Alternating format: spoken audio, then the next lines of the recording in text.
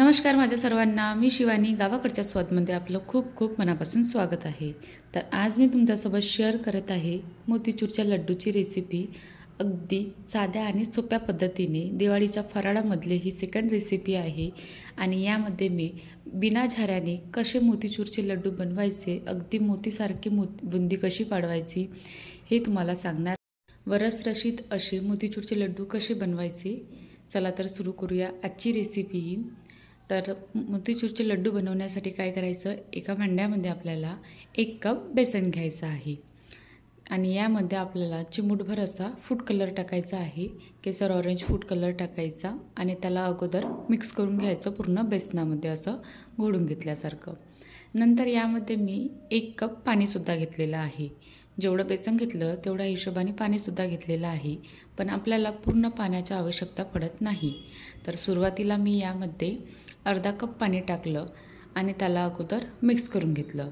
हे घट्ट असतानाच आपल्याला यामध्ये ह्या स्टेजवर घट्ट आहे ना, ह्या स्टेजवरच आपल्याला याच्या गुठळ्या वगैरे सर्व मोडून घ्यायचं आहे.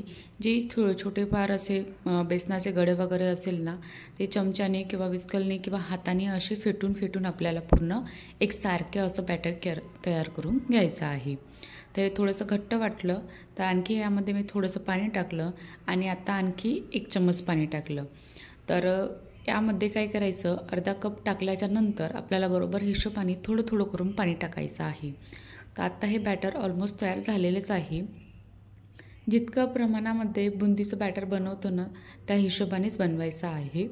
आणि आता मी तुम्हाला सांगते की चेक कसं करायचं. तर हे बघा, जो चम्मचची वरची लेअर आहे ही खूप जास्त पातळ नाही, खूप जास्त अशी जाड नाही आहे, मीडियम कन्सिस्टन्सीची आहे, मीडियम असल्यासारखी आहे. तर यामध्ये काय करायचं, इतक्या स्टेजपर्यंत येईपर्यंत आपल्याला हे बॅटर तयार करून घ्यायचं आहे.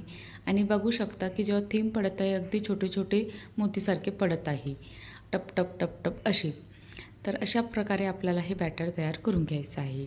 आणि एका कपामधलं 1 ते 1.5 चम्मच पाणी उरलेलं होतं ते फेकून द्यायचं आणि बॅटर हे झाकून ठेवून द्यायचं. नंतर आपल्याला पाक तयार करून घ्यायचा आहे. पाक बनवण्यासाठी मी 1 कपच्या जवळपास साखर घेतली, एकपेक्षा हलकीशी 1 चम्मच कमी होती म्हणा, आणि अर्धा कप पाणी घेतलं. अर्धा पेक्षा थोडंसं कमी होतं, म्हणजे पाऊण कपच्या जवळपास असल्यासारखं पाणी होतं. तर यामध्ये काय करायचं, थोडासा फूड कलर टाकायचा किंवा केसर असेल तुमच्याकडे त्याचासुद्धा वापर तुम्ही करू शकता. आणि मी मीडियम टू हाय फ्लेमवर साखर विरघळेपर्यंत गॅसची फ्लेम ही हाय ठेवली, मीडियम टू हाय ठेवली आणि नंतर याला लो फ्लेमवर ठेवून द्यायचं आहे. आता बघू शकता साखर छानपैकी अशी विरघळली आहे आणि पाकसुद्धा ऑलमोस्ट तयार होत आलेला आहे.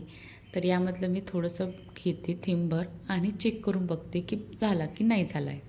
कारण की मोतीचूरच्या लड्डूची किंवा बुंदीच्या लाडूची लाडूची आणि पाक असते तो थोडासा एकतारीच्या जवळपासच्या असते. तर आता हा सध्या झाला नाही आहे, तर याला मी आणखी 1-2 मिनटं शिजवून घेते आणि नंतर आणखी एकदा चेक करते.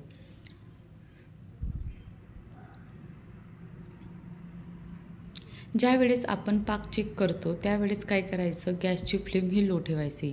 कारण की आपण बघा, आता मी हे वाटीमध्ये थोडंसं थेंबर काढलेलं आहे आणि हे थोडंसं घट्ट पण झालेलं आहे, म्हणजे पाक ऑलमोस्ट तयार झालेलाच आहे. तर ह्या स्टेजवर का नाही आपण चेक करतपर्यंत तो पाकची जी गॅस आहे ती अगर सपोज हाय ठेवली, म्हणजे मीडियम ठेवली, तर पाक आणखी कडक होईल. म्हणून जेव्हा पण आपण पाक चेक करतो त्यावेळेस काय करायचं, गॅसची फ्लेम लो ठेवायची, त्यानंतर पाक चेक करायचा आणि थंड झाल्यावर करायचा, हलकासा थंड होऊ द्यायचा आणि एकतार बरोबर आला आहे की चेक करायचं. आला असेल तर गॅस बंद करायची आणि त्याला साईडला ठेवून द्यायचं. नंतर बॅटर घेतलं, बॅटरला एकदा आणखी घुसडून घेतलं आणि त्यामध्ये मी आता, आपल्याकडे झारा नाही आहे तर झाऱ्याच्या बिगर कसं करायचं, झाऱ्याच्या बिना. तर प्लास्टिकची बॅग असते, दुधाची प्लास्टिकची बॅग असते किंवा नमकचं पॅकेट असते किंवा पायपिंग बॅग असते. पायपिंग बॅग इझिली तुम्हाला मिळून जाईल आणि ते पण सपोज नाही मिळाली तर मग असं दुधाचं पॅकेट घ्यायचं, त्याला वरची जी आहे ना कॉर्नर ते कट करून घ्यायचं मोठ्या आकारामध्ये आणि त्यामध्ये थोडं करून बॅटर टाकायचं आहे. अशा प्रकारे ग्लासमध्ये ठेवायचं प्लास्टिकची बॅग, म्हणजे इझिली तुम्हाला बरोबर टाकता येईल. आणि नंतर याची आपल्याला चुटी बनवून घ्यायची आहे, म्हणजे असं पूर्ण टाईट करून घ्यायचं हलकंसं आणि रबरने बांधून घ्यायचा आहे. मी तेलसुद्धा गरम करायला ठेवलेलं आहे. मीडियम हाय फ्लेमवर आपल्याला तेलाला गरम करून घ्यायचं आहे तोपर्यंत. आणि खूप जास्त असं कडकडीत धुवाधार बिलकुल करायचं नाही आणि खूप जास्त थंडही बिलकुल ठेवायचं नाही.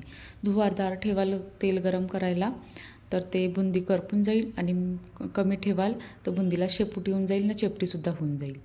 तर काय करायचं, तेल गरम होत आहे मीडियम फ्लेमवर, तोपर्यंत मी काय केलं, याची नोट बनवून झाल्यानंतर टाईट केल्यानंतर याला छोटासाच असा होल करायचा आहे, बिलकुल छोटासा करायचा आहे. हेच कटिंग काम आहे मेन म्हणजे. तर छोटा झाला तर आपल्याला इझिली बुंदी काढता येईल, पण मोठा झाला तर त्याला छोटा नाही करता येईल. म्हणून काळजीपूर्वक अगदी छोटासा होल करायचा आणि नंतर छानपैकी असा गरम झालेला तेलामध्ये आपल्याला बुंदी काढून घ्यायची आहे.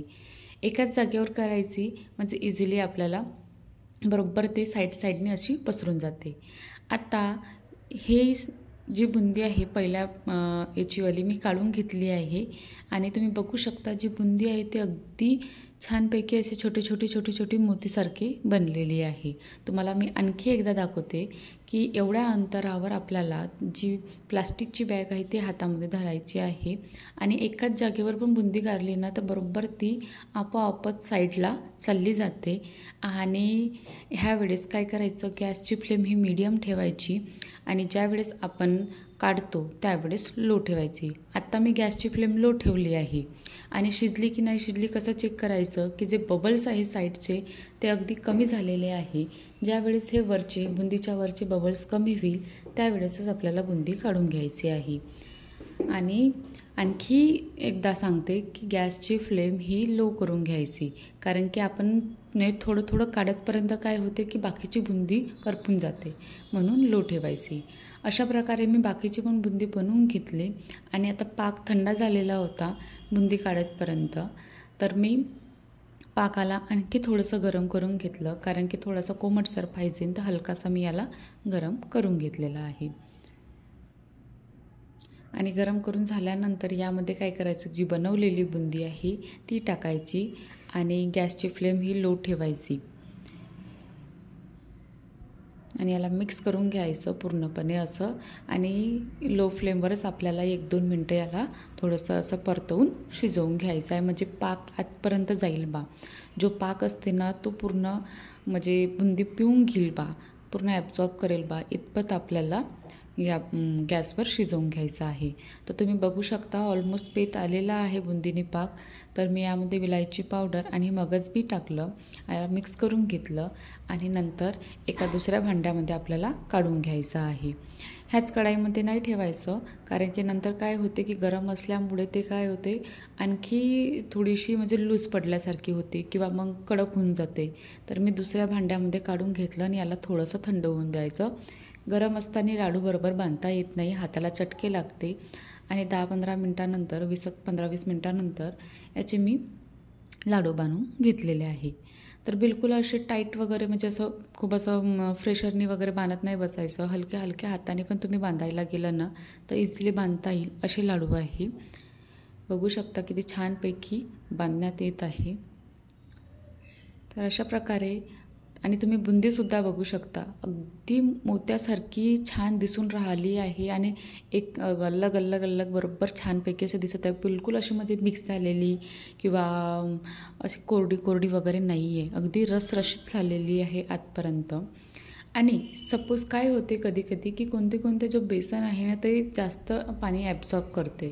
तर यामुळे काय करायचं की बुंदी आपण टाकल्यानंतर कधी काय होते की पाक कमी पडून जाते. सपोज पाक कमी झाला तर काय करायचं, आणखी एकदा थोडासा पातळसर पाक तयार करून घ्यायचा, म्हणजे थोडीशी साखर आणि थोडंसं पाणी टाकायचं. एकतारी वगैरे बिलकुल बनवायचं नाही आणि थोडासा पाक तो त्या बुंदीच्या बॅटरमध्ये म्हणजे बुंदीमध्ये टाकून द्यायचा आणि मिक्स करून याचे लाडू बनवून घ्यायचे आहे. म्हणजे तुम्हाला तितका म्हणजे त्रास होणार नाही. सपोज असं झालं तर कधी बेसनामुळे प्रॉब्लेम येते कधी. तर अशा प्रकारे मी हे मोतीचूरचे लड्डू बनवून घेतलेले आहे. तर तुम्हाला आजची रेसिपी ही कशी वाटली, आवडली असेल तर अशा प्रकारे एकदा तरी बनवून बघा आणि माझ्या चॅनलला सबस्क्राईब करायला विसरू नका. फक्त हे 2-3च काळजी घेणं पडते की पाक बरोबर झाला पाहिजे, बरोबर बुंदी पडल्या पाहिजे आणि बिना झाऱ्याने कसं काढल्या पाहिजे हे थोडंसं आहे. बट बनवायला असं खूप किचकट काम नाही वाटलं मला. पटकन बनवून घेतलं. थोडा वेळ लागते पण बनते आणि खायला तर अतिशय भारी वाटले. जसे आपण दुकानातून आणतो ना, अगदी तशाच प्रकारे.